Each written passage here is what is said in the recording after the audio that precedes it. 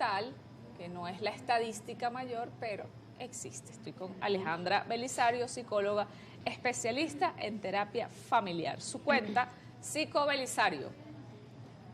Psico Belisario, ya la vamos a tener en pantalla. Bienvenida. Gracias por la invitación. Un gusto tenerte aquí de nuevo. Gracias. No nos vemos desde hace 8 meses. Bueno, sí, la depresión en los adolescentes sí es notorio, sí está presente hoy en día, sobre todo porque está muy acompañada con lo que es la ansiedad. Y es algo que viene adquirido del adolescente por las mismas dinámicas, por los cambios que hemos presentado. Y eso el adolescente lo va adquiriendo, sobre todo también por las herramientas y por la dinámica que mantienen los padres. Pero la tristeza, está la tristeza profunda y está la depresión.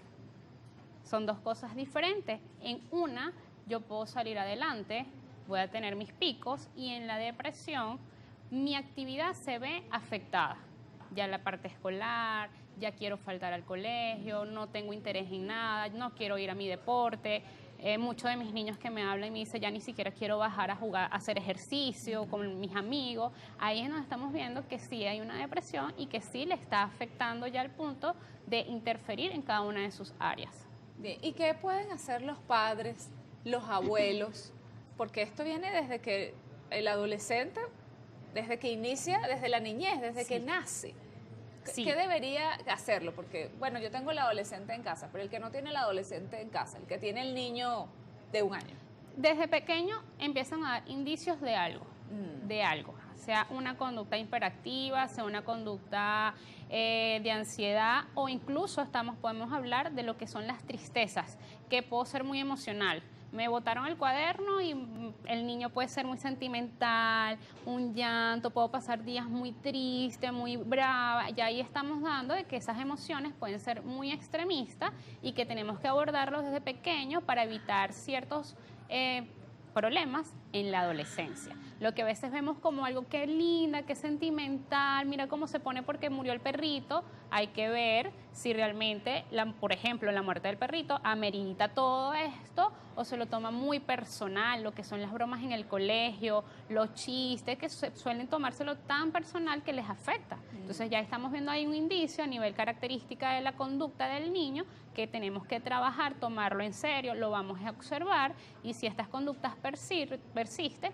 se lleva a terapia para que el terapeuta, el profesional, vaya indicando qué podemos hacer, porque también tenemos que medir lo que es el carácter y el temperamento de las personas, porque no siempre estamos hablando de una depresión o de una tristeza, sino que podemos estar hablando que estamos ante un temperamento melancólico. ¿Cómo podemos hacer esa diferencia entre el carácter y el temperamento? Bueno, particularmente en mis consultas aplico una prueba, sobre todo cuando me llegan los más chiquiticos, en donde yo puedo interferir. Mira, aquí tenemos un temperamento fuerte con un carácter dominante, entonces tenemos que saberlo sobrellevar, o tenemos un temperamento hiperactivo, que no es el trastorno de hiperactividad, sino que es un temperamento que va a ser un niño muy inquieto y lo pueden confundir con una hiperactividad. Entonces hay que empezar a tomar en cuenta que es el carácter, el temperamento, para ubicar. A mí particularmente lo trabajo así para que la mamá y el papá estén atentos y sepan que cuando lleguemos a la adolescencia, ante qué estamos presentes, qué se nos está presentando, y que si ya forma parte de su personalidad o ya es algo de un trastorno, como en este caso la depresión. Bien, cuando un padre, una madre, una abuela, mira, ya es adolescente y se salió de control, no hace caso, hace lo que le da la gana, le hablo y le repito y le vuelvo a decir. ¿Cuál es la solución, ya que lo que hace no ha funcionado? Bueno, aquí ya estaríamos hablando de lo que es el síndrome del emperador. El adolescente es el que manda en la familia y mamá y papá son los que dicen amén a todas sus peticiones porque se me salió el control.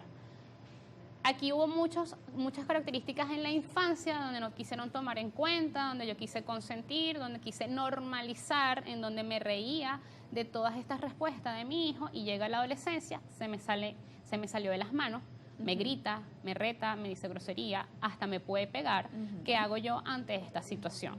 Entonces, ¿qué tenemos que hacer? Evidentemente, es ir a una terapia psicológica para lo que es estudiar la estructura familiar, porque también soy de las que digo que el niño o el adolescente es el síntoma de la familia. En familia está pasando algo que tenemos que trabajar, que tenemos que abordar, para empezar a mejorar toda una estructura de la dinámica familiar y sobre todo del niño, porque el niño es el inocente en teoría, pero el niño todavía es menor de edad, el adolescente es menor de edad, y quien ha estado bajo mi custodia son adultos, en donde estuvieron los adultos, donde me pusieron mis límites, mis normas, mis reglas, durante un periodo de 14 años y ahorita hasta se me salió de control todo. Entonces la familia es responsable de cada una de estas situaciones que está pasando, por eso entramos también en lo que es un ciclo de la codependencia. Los padres entran como que en un ring de boxeo con el niño, ellos después se sienten autoculpables y hay una dinámica familiar muy disfuncional cuando estamos ante un adolescente totalmente rebelde. Claro, y cuando van a ir a la consulta, pues cuando ya van a tomar la decisión, está la mamá en la casa y dice, no, ya, vamos a buscar ayuda. Esa ayuda, ¿quiénes deben asistir?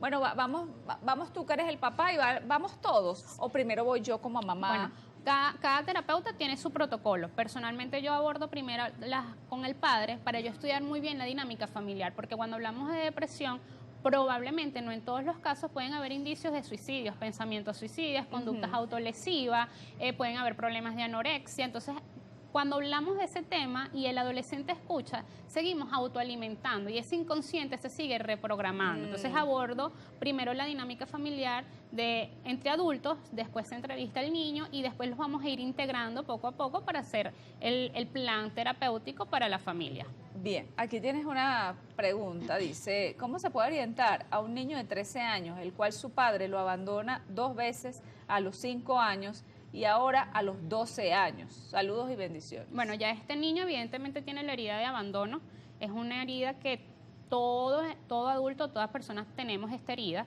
que tenemos que saberla abordar. Este niño tiene que trabajarle bastante lo que es el autoestima, la dinámica familiar también se tiene que enfocar en lo que sí tienen, en lo que sí hay y no en lo que no está, no en lo que hace falta. Sabemos que hay una figura paterna ausente que se fue. Si ya este niño está consciente de la realidad, que no es la primera vez que pasa, porque ya mi papá me dejó a los 5 años de edad, ya tenemos que abordarlo de una manera más realista, para que no le afecte y hablar seriamente con este padre. ¿Vas a estar o nos vas a estorbar? Porque la salud de mi hijo es muy importante. Entonces tú llegas, ilusionas a mi hijo y después te vas.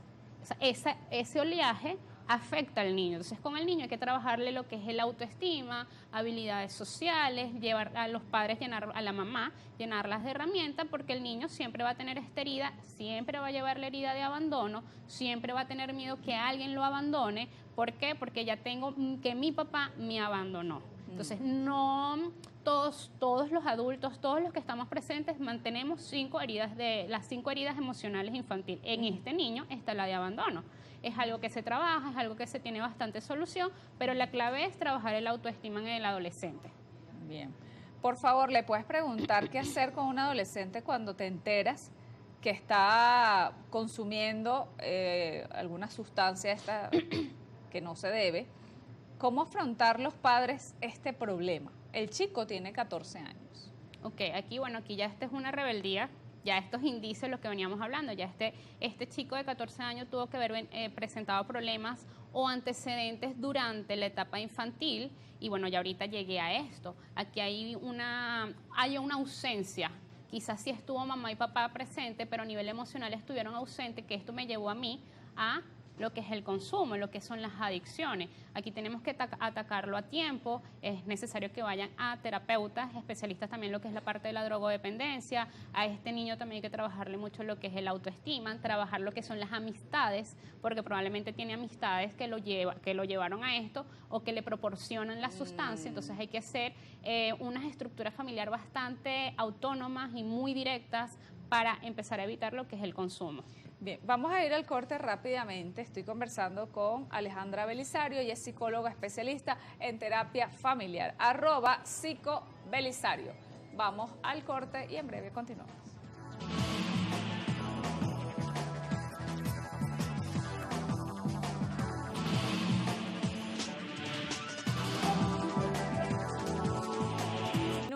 De la mañana, gracias a las más de 1000 personas que están conectadas a esta hora a través de nuestro canal de YouTube Globovisión en vivo. Si usted no llegó a tiempo, se fue, Mira, voy saliendo, no he podido ver el programa, pero me interesa, va a estar colgado en nuestro canal de YouTube, Somos Entre Noticias GB. Estoy conversando con Alejandra Belisario, ella es psicóloga, especialista en terapia familiar y su red es Psico Belisario. Vamos a ver con algunas preguntas.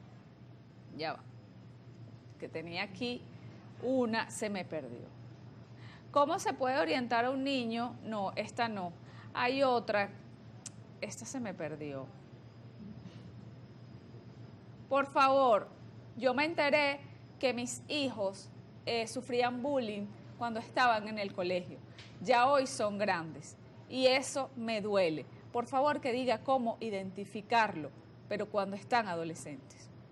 Okay, aquí es muy importante porque la manera de identificar que algo está pasando en el adolescente son a través de 3 características, a través de la alimentación, a través de la conducta y a través del sueño. Polo a polo. Mira. O yo comía bien y de repente dejé de comer, o no comía y ahora estoy comiendo mucho, y viceversa igual con el sueño, o me cuesta quedarme dormido, o duermo mucho, igual con la alimentación y con la conducta. Es un niño que era muy activo y ahora no quiero ir al colegio, no tengo amigos, me la paso solo.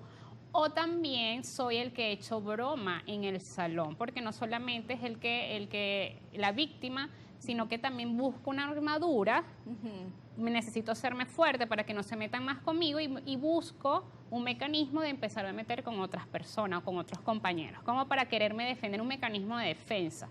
Pero sí es importante que en este caso los adolescentes, las mamás, busquen un momento durante el día, lo que son las conversaciones, cómo te fue, hay algo que te incomoda, que te gusta del liceo. La comunicación es muy clave en el adolescente, así sea que el adolescente converse muy poco, no les quiera comentar o no les quiera decir algo a mamá o papá, pero la mamá siempre tiene que hacer un monitoreo en esta etapa para estar pendiente cómo está el adolescente en la parte escolar. Y sin embargo, los profesores, cada vez que pasa algo en los salones, siempre los profesores están llamando de que hay algo que está pasando con el alumno. Okay. Por favor, que hable de los adolescentes que son precoces o los niños precoces. Veo que están muy adelantados. ¿Cómo manejar eso también? Porque es importante. Aquí también tenemos que tener en cuenta lo que es la hipersexualización. Porque como estamos hablando de algo que es precoz, pues hay una línea muy delgada de lo que es la hipersexualización y pasa mucho con las niñas.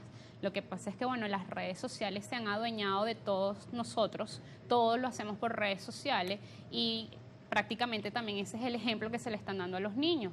Una mamá que trabaja, todo es por redes, todo es a través del teléfono y ese es el ejemplo que se le dan a los niños. O se me hace más fácil comprarle un teléfono o una tablet a mi hijo a corta edad porque es lo que yo quiero, a pesar de que no es que nada más tiene YouTube Kids, sí, pero porque un niño tan corta edad ya tiene un teléfono, cuando lo ideal es a partir de los 12 años, y en tal caso, utilizar teléfono, dar un teléfono a un niño, no a corta edad. Entonces siempre es importante lo que es la parte precoz porque estos niños van un paso antes. Podemos estar hablando de un niño entre 8 y 9 años precoz. Ajá. Porque la pubertad es entre esa edad y la adolescencia es entre los 12, 11 años. Ajá. Cuando ya hablamos de lo que son los 8, 9, 10, estamos en la pubertad. O sea, le estamos dando ese indicio, ya nos estamos despidiendo de la infancia para entrar a ese paso. Cuando hablamos precoz es que vamos a un paso a nivel hormonal, también es muy notorio. Muchas niñas de 8 o 9 años ya muy desarrolladas, igual que los niños, y eso también a nivel hormonal nos damos cuenta. Y a nivel familiar también tenemos que empezar a reflexionar qué característica o qué tipo de educación y crianza le estamos dando a estos niños para alimentar de manera positiva o de manera negativa todos estos cambios en los cuales ellos están atravesando. Bien, ahora tengo la duda de, por ejemplo, los niños con hiperactividad. ¿Nacen así o es el teléfono que les exagera esto o se los crea? Ambos. Puede ser algo hereditario, o sea, ellos pueden nacer con esto. Se me puede también desarrollar en el momento de cuando inicio la parte escolar, que empiezo a ver señales que se dispersa con facilidad, me paro, me distraigo. Aquí no tiene nada que ver todavía el teléfono, sino que, bueno, es algo de mi cerebrito que me está diciendo algo no está bien. Y si no es algo hereditario, porque mamá, papá y todos estamos súper chévere a nivel escolar, entonces es algo que se empieza a disparar a nivel ambiental. Entonces la hiperactividad puede nacer o puede surgir solo, pero nos vamos a dar cuenta al inicio de la parte escolar, porque están acompañadas de otras características. Bien. Mi hija tiene 10 años y ya está en la parte de la preadolescencia. Ella era una niña muy dulce, ahora su humor cambió. No se le puede hablar porque se pone irritable. ¿Qué recomendaciones me puede dar? Sí, aquí esto es muy notorio lo que es la irritabilidad, la frustración, aquí es la conversación, lo que son momentos de calidad, estructuras, aprender a hablar con la niña, aprender a llegar a negociaciones, estudiar también cómo es la postura de mamá o de papá al momento de comunicar, al momento de exigir, porque mamá está asustada, tiene miedo de que mi hija, esa niña dulce, se me está yendo, se me está transformando. Mamá también está en un proceso de ciclo de duelo porque mi hija, la tierna, ya no es tan tierna, ya está creciendo. Entonces mamá también tiene que pasar por su proceso de aceptación de que te estás atravesando la etapa de adolescencia con tu hija y las dos nos tenemos que agarrar de las manos, mamá tenemos que empezar a tener lecturas de crecimiento, de cómo documentarme, qué actividades de calidad puedo hacer con mi hija,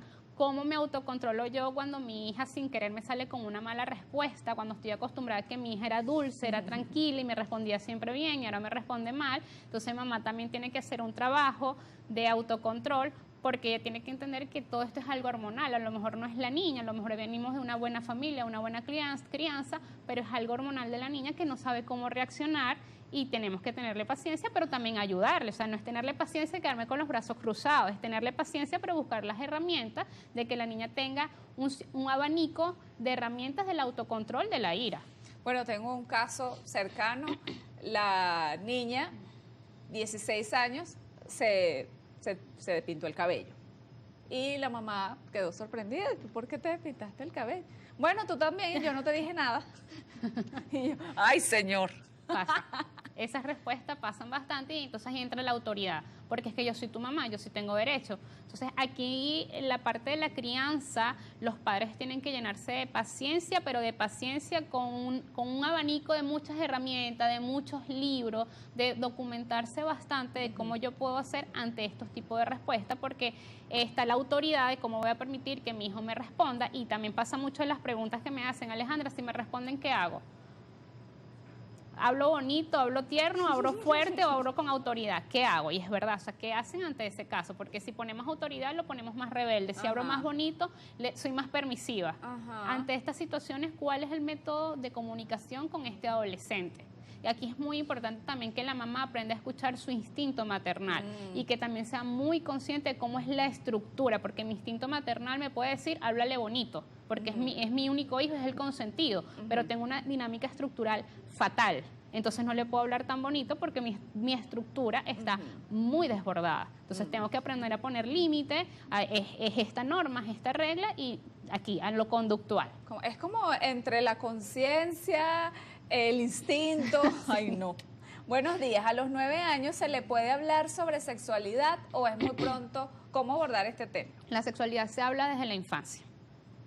No tenemos que esperar una violación, no tenemos que esperar que el niño tenga curiosidad en ver los genitales del sexo opuesto, sino que para eso tuvo una mamá, una mamá, un papá. Si no estuvo papá, no estuvo mamá, tuvo una tía, una comadre, un padrino que habla al niño sobre lo que es la educación sexual. Pero ¿qué pasa? Va a depender, porque también cuando hablamos de lo que es los precoz, también ha pasado mucho que sin querer, inician lo que, bueno, se me escapó y vi una pornografía. Ya la comunicación no va a ser la típica de que no te dejes tocar, esto se llama vagina, esto tiene este nombre, sino que ahora tenemos que hacer una comunicación más fuerte, más directa, porque es que ya el niño vio una pornografía y hay que aclararle esto, porque aquí puede haber dos polos. O me traumo y empiezo a tener pesadillas, ¿qué es esto? Porque me ha pasado en consulta, o tengo curiosidad de seguir viendo o qué es lo que pasó porque me llamó la atención lo que vi en esa pornografía. Entonces va a depender, pero a los niños se le habla en la sexualidad clarito, sin ponerle sobrenombre a las partes, o tienes un nombre, es esto, esto y esto es lo que lo vamos a trabajar y así es lo que se va a hacer. Bueno, te tengo que despedir, Alejandra. No, pero es que aquí hay una pregunta importante. Tengo 2 hijas, una tiene 26 y la otra tiene 18. La de 18 siempre vivió con su papá y yo, por supuesto, estoy más pegada con la más grande. La de 18 se vive comparando con la otra. ¿Cómo afrontar eso? Bueno, ya aquí son mujeres, ya aquí no estamos hablando de lo que son adolescentes. Ya aquí estamos hablando de ya estamos maduros, ya tenemos una personalidad formada, una característica formada. Aquí sería bueno que sí asistan a terapia familiar para que mamá sepa cómo conciliar, si hay que hacer terapia de perdón, si hay que escuchar ambas partes, la hermana, subsanar, porque a lo mejor la menor tiene una tendencia, una inclinación más a papá, o una rabia, no sabemos si existirá una rabia hacia la hermana, porque tú estuviste con mi mamá, cuando yo también quise estar con mi mamá. O sea, aquí sí hay que ir a terapia para estudiar esa dinámica familiar. Maravilloso, Alejandra, te lo agradezco muchísimo, todas estas respuestas, como siempre, muy profesional, me encanta. Gracias. Alejandra Belisario, psicóloga especialista en terapia familiar, @psicobelisario, si usted tiene alguna pregunta, usted le escribe. Gracias. Bueno, tiene un muchacho chiquito, no sé. Quiero despedir este programa dando las gracias a toda nuestra querida audiencia solidaria con nosotros, siempre con los estados Mérida, Táchira, Trujillo. Les mandamos un abrazo a Boconó, a Portuguesa también. Mañana vamos a tomar café de Portuguesa. Y quiero enviar un saludo a Bendito Día. Este es un comentario. Saludos desde Los Palos Grandes. Tus vecinos Edith y Fred. Muy bueno el tema del programa de hoy. Felicidades y éxito. Mis amigos Edith y Fred, los esposos de la Tercera Avenida de Los Palos Grandes, también saludan a Manchi. Muchísimas gracias a Carixa, a Lérida, a Nélida, a María, a José